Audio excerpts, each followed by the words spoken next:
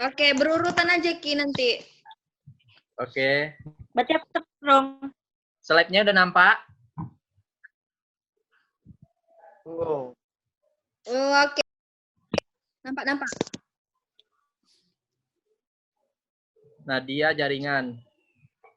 Mati dia.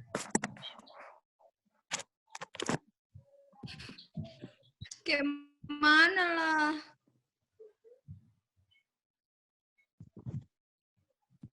Di sana. Yang pertama siapa? Bisanya aku. Yang pertama Nadia. Oke, langsung aja ya. Emang dengar suaraku, jaringanku baik-baik aja? Dengar. Suara kau dengar. Muka kau juga nampak kok. Oke. Assalamualaikum warahmatullahi wabarakatuh. Waalaikumsalam. Alhamdulillah, hari ini kita masih bisa melaksanakan diskusi online untuk memenuhi tugas mata kuliah tata negara, yang mana kita mendapat kelompok, yaitu kelompok 7, dengan materi pertumbuhan negara dan permasalahannya. Yang saya hormati nanti misalnya jikalau dosen pembimbing melihat video ini, yang saya banggakan rekan-rekan sekalian, baik rekan-rekan diskusi ataupun nanti yang menyaksikan video ini, kelompok kami berjumlah 5 orang, diantaranya ada Iqbal Akbar Irfan Gajali, Das Yuniar, Diki Arianto, Gita Febriana, dan Nadia.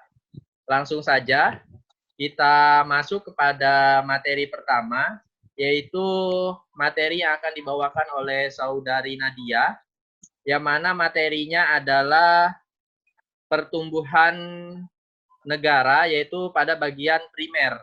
Kepada Nadia dipersilahkan. Oke, bismillahirrahmanirrahim. Saya akan menyampaikan tentang teori tentang pertumbuhan negara. Yang pertama yaitu tentang pertumbuhan primer. Jadi, pertumbuhan primer ini adalah pertumbuhan suatu negara dari bentuk yang paling sederhana sekali, kemudian berkembang menjadi tingkat yang lebih maju sampai dia menjadi negara modern. Nah, ketika seseorang atau peneliti ingin melihat bagaimana sih pertumbuhan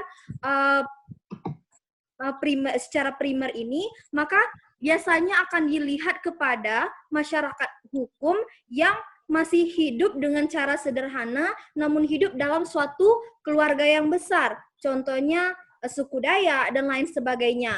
Nah, biasanya masyarakat dengan pertumbuhan primer ini masih menerapkan yang namanya primus inter pares, di mana yang mengakui bahwa pemimpinnya itu adalah salah satu orang yang dihormati di dalam kelompoknya.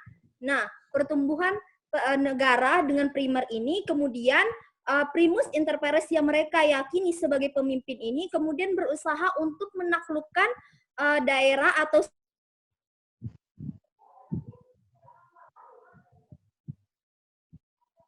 suku-suku yang lain, mereka kelompok yang semakin. Nah, dengan pembentukan dan penaklukan dari berbagai kemudian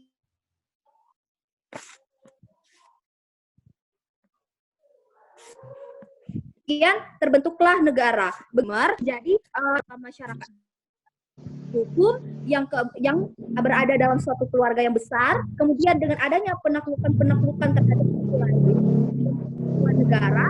Nah,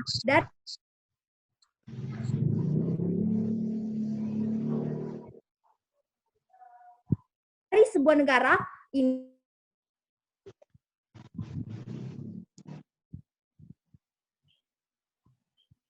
maka terbentuklah bangsa.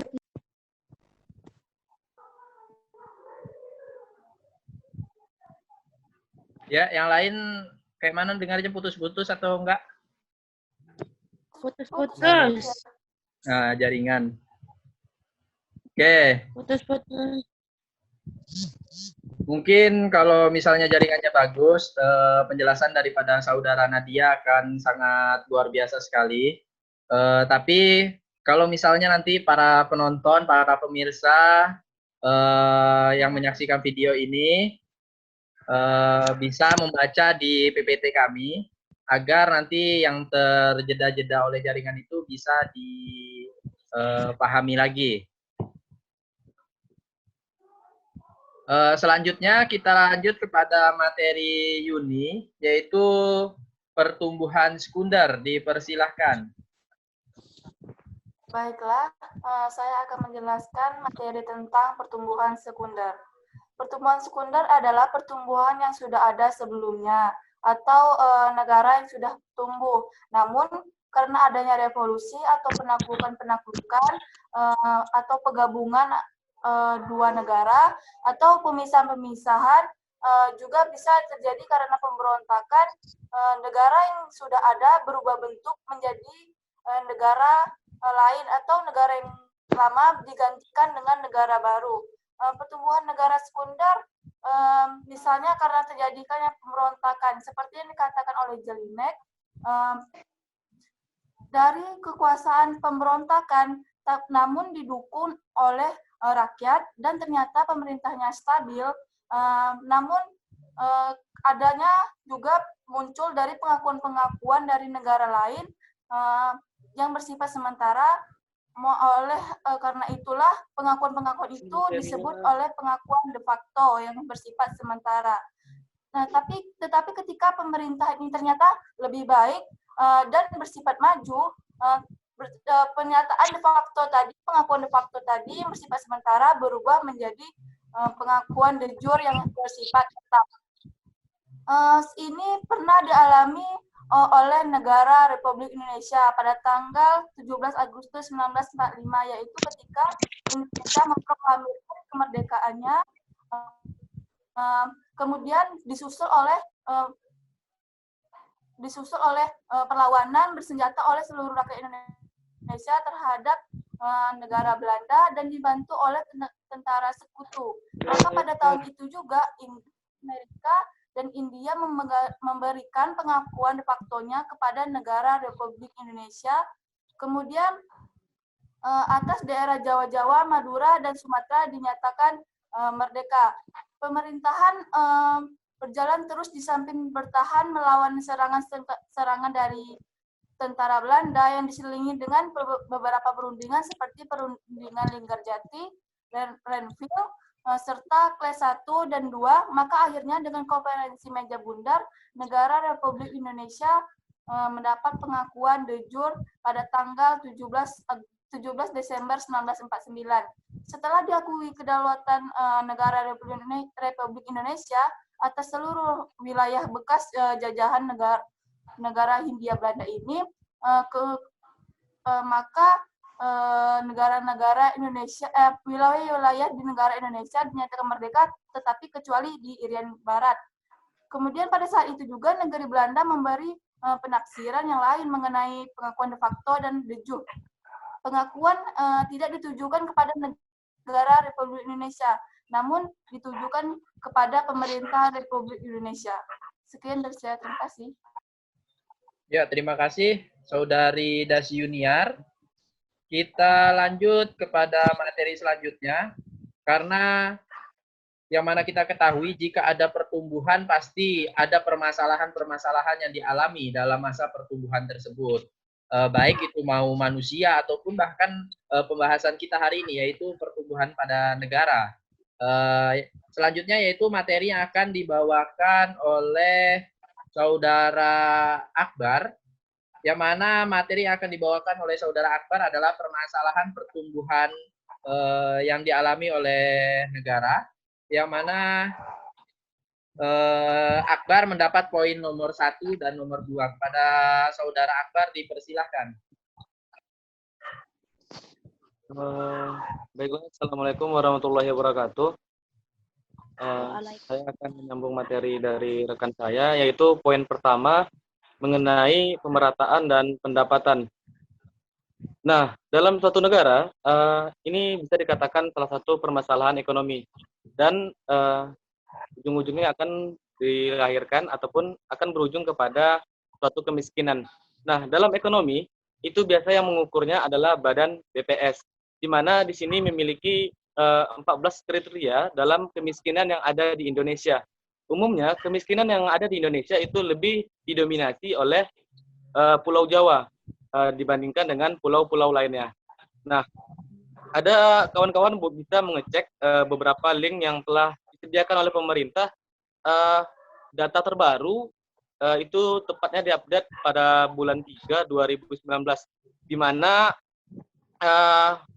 penduduk yang miskin di Indonesia mencapai 25,14 juta jiwa atau sekitar 9,82% dari total penduduk. Kemudian perbandingan ini tentu tidak dirasakan oleh negara Indonesia saja. Banyak negara-negara lain seperti Amerika, China, Jepang, dan negara-negara lainnya, walaupun mereka berstatus negara maju. Di mana dalam menyimbangi kesetimpangan antara pemerataan dan pendapatan ini sangat sulit dilakukan.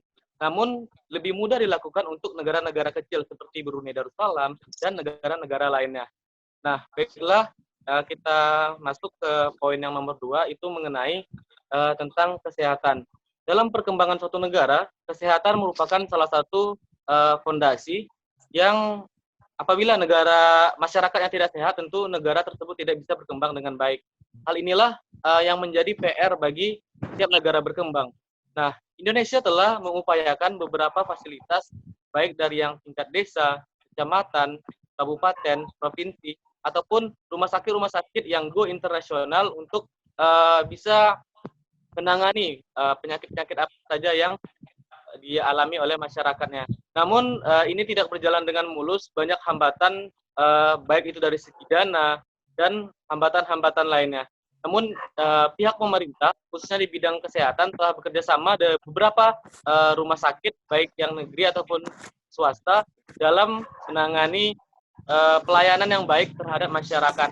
Mungkin kita kenal dengan BPJS ataupun dengan kartu KIS, kartu Indonesia Sehat. Ini juga bekerja sama dengan pihak-pihak swasta agar masyarakat Indonesia bisa menikmati pelayanan kesehatan. Mungkin sekian dari saya kembalikan ke moderator. Ya, terima kasih Saudara Akbar yang telah menyampaikan materinya. Nanti kita sama-sama bahas ulang, mulai dari Nadia sampai materi terakhir, bagaimana supaya apa yang disampaikan yang terpotong-potong bisa nanti kita jelaskan lagi. Kuota nampaknya habis ini.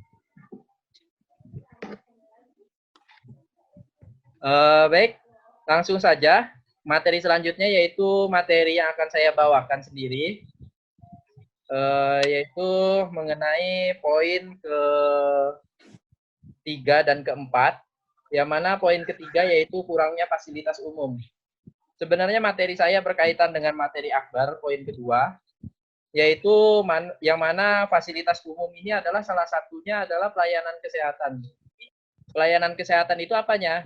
Yaitu rumah sakitnya. Nah, itu adalah salah satu fasilitas umum. Fasilitas umum kita ketahui adalah perlengkapan atau alat-alat yang disediakan oleh pemerintah, yang disediakan oleh suatu negara untuk dapat digunakan bersama. Baik itu digunakan oleh pemerintah itu sendiri ataupun digunakan oleh masyarakat itu sendiri. Nah, selanjutnya, di antara fasilitas-fasilitas itu adalah pertama misalnya jalan raya. Itu adalah salah satu fasilitas umum. Selanjutnya, seperti yang dijelaskan Akbar tadi, pelayanan kesehatan. Tentunya yaitu pada bagian rumah sakitnya ya. Nah, itu adalah fasilitas umum yang disediakan oleh pemerintah. Selanjutnya, sarana prasarana pendidikan seperti sekolah, madrasah dan lain sebagainya. Itu merupakan daripada fasilitas umum. Selanjutnya yaitu transportasi. Nah, ini yang paling mencolok di setiap negara. Kurangnya fasilitas umum berupa transportasi sangat menentukan pertumbuhan di suatu negara. Kita lihat saja di Indonesia. Transportasi di Indonesia, khususnya transportasi umum itu sangat minim, bahkan sangat kurang, sehingga dapat menyebabkan kekurangan transportasi, alat untuk pergi ke sana ke sininya ya, untuk mencari untuk mengantarkan penduduk-penduduknya agar bisa meraih pendidikan. Kalau di bidang sarana pendidikan itu adalah kalau misalnya di Indonesia itu sekolah memang banyak, hanya saja pengajar yang ada di sekolah itu sangat kurang, sehingga siswa-siswi yang diajarkan kualitasnya sangat tidak baik, sehingga dapat menghambat daripada pertumbuhan suatu negara.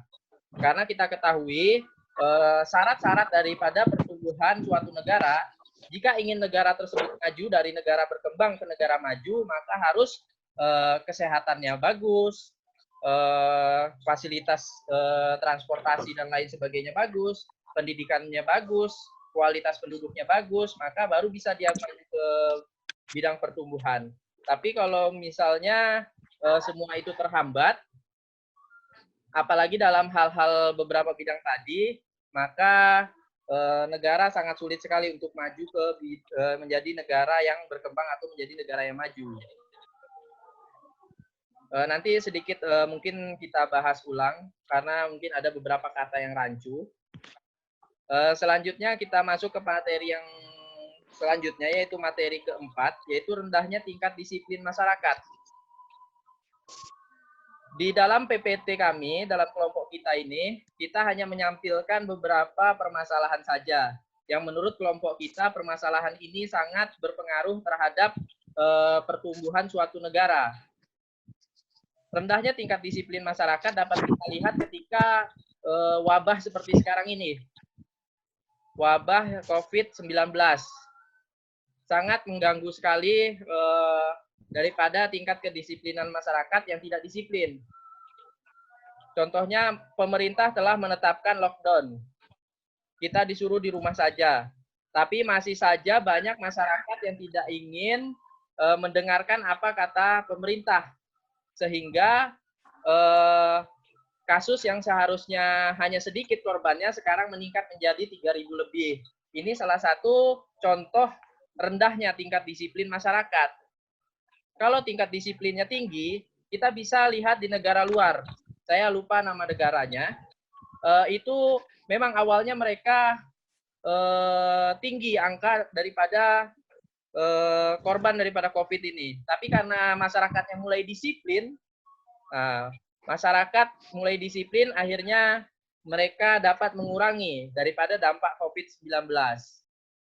Dapat kita lihat juga di negara-negara maju, yang masyarakatnya lebih disiplin daripada negara berkembang. Mereka ada beberapa negara maju yang memang korbannya yang kena itu hanya sedikit. Nah, itu akibat disiplin masyarakatnya tinggi. Makanya disiplin masyarakat ini sangatlah menentukan daripada pertumbuhan suatu negara. Dan juga menjadi permasalahan di suatu negara. Karena kalau tingkat disiplinnya rendah, maka itu akan menjadi suatu permasalahan. Tapi kalau tinggi, tidak jadi suatu permasalahan. Mungkin itu aja dari saya. Selanjutnya materi ketiga terakhir, yaitu nomor 5, 6, dan 7, akan dijelaskan oleh Saudari Gita. Kepada Saudari Gita dipersilahkan. Terima kasih kepada moderator. Jadi saya akan membahas tentang permasalahan pertumbuhan suatu negara. Yang pertama yaitu yang selanjutnya yaitu rendahnya tingkat ketampan. Di suatu negara, ketika negara itu ingin bertumbuh secara bagus dan menyebabkan negara tersebut dari negara berkembang menjadi negara maju, itu pasti ada banyak masalah yang terjadi di negara tersebut. Yang pertama, banyaklah yaitu tingkat keterampilannya. Negara yang memiliki bersifat negara maju biasanya itu memiliki tingkat keterampilan sumber daya manusianya itu yang lebih maju, di mana manusianya memiliki keterampilan atau skill yang mereka bisa menciptakan suatu barang itu dengan sendirinya. Tidak kita bercontoh seperti Jepang. Mereka memiliki skill dan keterampilan yang sangat luar biasa. Mereka bisa menyaingi negara-negara maju yang lainnya di benua Eropa, menciptakan suatu teknologi yang baru. Itu karena sumber SDM-nya atau keterampilan manusianya itu yang baik. Kita bisa juga lihat di negara-negara Jerman yang menciptakan mobil atau segala macamnya, itu karena adanya tingkat keterampilan yang tinggi. Lalu rendahnya tingkat keterampilan ini itulah yang suatu permasalahan yang terjadi di suatu negara yang ingin menjadi negara maju atau pertumbuhan yang sangat terganggu karena keterampilan masyarakat itu bisa rendah. Itu salah satunya gara-gara pendidikan, karena pendidikan itu adalah nomor satu untuk memajukan tingkat skill keterampilan suatu masyarakat. Jadi jika pendidikan Indonesia itu baik, pendidikan yang terjadi suatu di Indonesia atau di negara maju yang lain, itu mereka memiliki tingkat pendidikan yang sangat bagus. Maka dari pendidikan tersebut mensupport, menyokong keterampilan juga kepada masyarakatnya, di mana masyarakat itu tidak serta-merta bisa melakukan hal tersebut tanpa adanya ilmu atau hal-hal yang lain yang terjadi didapatkan di pendidikan. Jadi itu adalah penjelasan rendahnya tingkat keterampilan menurut permasalahan pertumbuhan negara. Baru selanjutnya adanya rendahnya tingkat pendidikan formal. Seperti yang tadi saya singgung bahwa pendidikan formal itu sangat penting. Pendidikan formal itu terjadi sangat harus sesuai dengan syarat pendidikan. Kalau di Indonesia, pendidikan dulu itu adalah syaratnya adalah 9 tahun. Sekarang udah diganti jadi 12 tahun. Jadi pendidikan formal itu sangat rendah. Biasa pendidikan itu seperti kalau di dunia, pendidikan yang tinggi itu di benua Eropa ya. Mereka memiliki pendidikan yang sangat bagus dan sangat menjadi tolak ukur di dunia. Lalu, jika tingkat pendidikan formalnya aja rendah, itu merupakan suatu permasalahan pertumbuhan negara yang nomor satu. Karena apa? Jika negara itu ingin berkembang menjadi negara maju, pendidikan yang pertama itu adalah harus pendidikan ilmu formal yang terjadi di sekolah-sekolah. Kalau pendidikan non-formal itu bisa disampingkan karena pendidikan formal itu adalah hal utama. Seperti Indonesia, tingkat pendidikan Indonesia sangat masih rendah. Masih banyak anak-anak di Indonesia yang masih berkeliaran di jalanan, entah itu karena masalah ekonomi, ataupun memang karena mereka yang masih berpikir atau mindset-nya itu, buat apa sih sekolah gini segala macam. Ataupun masih ada yang kayak anak-anak jalanan yang disuruh oleh orang tuanya untuk mereka itu mulung, atau mereka minta-minta, atau segala macam. Nah, itu tugas pemerintah untuk memberi wejangan dan seminar untuk kepada masyarakat Indonesia menjelaskan pentingnya pendidikan formal. Sehingga ketika masyarakat Indonesia berubah atau negara lain berubah tentang pendidikan itu penting untuk kemajuan negara, itu akan menyokong suatu negara dalam memajukan negara tersebut. Di mana pendidikan itu lahir karena pendidikan itu penting bagi masyarakat tersebut. Gimana mau maju kalau pendidikannya sendiri itu bobrok? Jadi, rendahnya tingkat pendidikan formal itu sangat sekali berdampak pada suksesnya atau tidak suksesnya perkembangan suatu negara. Lalu kurangnya modal yang diperlukan untuk membangun suatu negara itu tidak sedikit, banyak. Jadi suatu negara itu harus memiliki modal yang baik untuk pencapaian negara yang bagus. Karena setiap daerah, provinsi di negara Indonesia ini perlu dana-dana APBN, PDBP itu untuk kegunaan daerah tersebut. Kita ambil di Provinsi Riau. Dana dari Provinsi Riau tentu berasal juga dari dana pusat. Jadi modal itu yang diperlukan negara itu harus mencukupi untuk masyarakatnya, untuk kepentingan umum masyarakat, untuk membangun infrastruktur yang ada di negara tersebut. Hal itu, ketika semua modal itu baik, itu akan menyokong suatu pertumbuhan negara yang bagus, menjadikan negara tersebut bisa menguasai perekonomiannya. Dan di mana modal tersebut bisa diraih dari pemanfaatan daerah, dari devisa negara tersebut. Masuknya seperti Indonesia memiliki tempat wisata yang sangat bagus untuk devisa negara yang banyak dikunjungi oleh wisatawan asing maupun mancanegara, kayak Bali, Lombok. Nah, itu kan memiliki devisa yang sangat besar pada pemerintah. Jadi pemerintah bisa memberi akses bagi masyarakat untuk mengembangkan daerah tersebut sehingga devisa negara itu lebih berkembang. Sehingga modal yang diperoleh oleh Indonesia bisa didapatkan keuntungan untuk menyokong pertumbuhan suatu negara. Terima kasih.